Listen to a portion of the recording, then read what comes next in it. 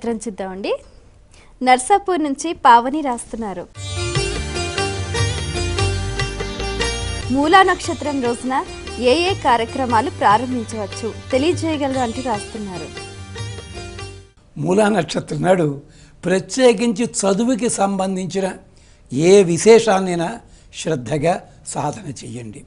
అంతేకాదు దుర్గాష్టమి, మహానవమి, విజయదశమి, ఉగాది, శ్రీరామనవమి ఇలాంటివి ఉన్నాయనుకోండి, ఆ రోజున ఏ కార్యక్రమమైనా సరే నిరభ్యంతరంగా శుభ కార్యక్రమం చెయ్యవచ్చును.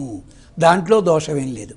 ప్రత్యేకించి మూలా నక్షత్రము అమ్మవారికి చాలా ప్రీతిపాత్రము, అమ్మవారు ఆవిర్భవించిన రోజు అని మనం విశ్వసిస్తాం కనుక ఆ రోజుని చదువుకి సంబంధించినది అవి ఏ కార్యక్రమమైనా లేదా గ్రంథరచన లేదు వీటికి ఒక సాంప్రదాయంలో అయితే ఈ రోజుని ప్రత్యేకించి గ్రంథములనే పూజ చేస్తారు. ఇప్పటికే ఉత్తర హిందూ దేశంలో గ్రంథాలనే పూజ చేస్తారు. ఏమిటి తాటాకు గ్రంథాలు ఉంటాయి కదా, అలాంటివన్నీ పెట్టి ప్రత్యేకించి. అన్నట్టు మనకు కూడా సాంప్రదాయం ఏం చేస్తుంది, నవంబర్లోనే గ్రంథాలయ వారోత్సవాలు చేస్తుంటారు. గమనించి ఉండండి. మీకు ఇది కూడా దీంతో ఇలా సంబంధం వచ్చినవే అనుకోకుండా అది అలా కలిసి వచ్చి ఉండొచ్చును. అంచేత ఆ రోజుని మూలా నక్షత్రం నాడు శ్రేష్టమైన పనులు ఏదైనా చేయవచ్చును. చేసేటప్పుడు అమ్మవారి ఆరాధన చేసుకోండి శ్రద్ధగా. వేదాంత దేశకులు ఒక శ్లోకాన్ని చెప్పారు. సమస్త జననీం వందే చైతన్యస్తన్యదాయనీం శ్రేయసీం శ్రీనివాసస్య కరుణామివ రూపిణి. స్వామితో కలిసి ఉంటావు శ్రీనివాసస్య, శ్రీనివాసుడు అంటే వెంకటేశ్వరుడే అన్న మాటే అక్కర్లేదు, భగవంతునితో ఉంటావు.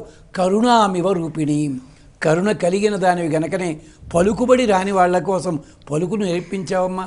బాలాంతరపు వెంకటరావు గారని ఒకచోట అంటారు, పలుకు పలుకున కాంత పలుకుబడి నేర్పునది కాంత అంటూ ఒక శేషపద్యం చెప్తారు.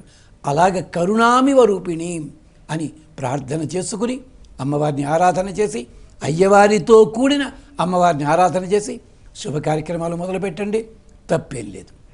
అక్షరాభ్యాసాలు కూడా చేస్తుంటారు. అక్షరాభ్యాసం కూడా చెప్పుకున్నాం ఇందాకనే.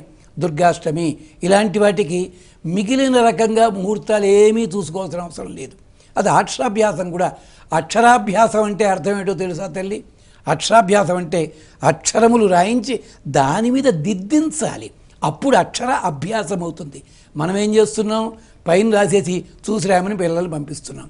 పిల్లలు అల్లరి చేస్తుంటే నీ అల్లరి తగ్గుతుంది, స్కూల్లో పారేస్తానంటూ ఉంటాం మనం.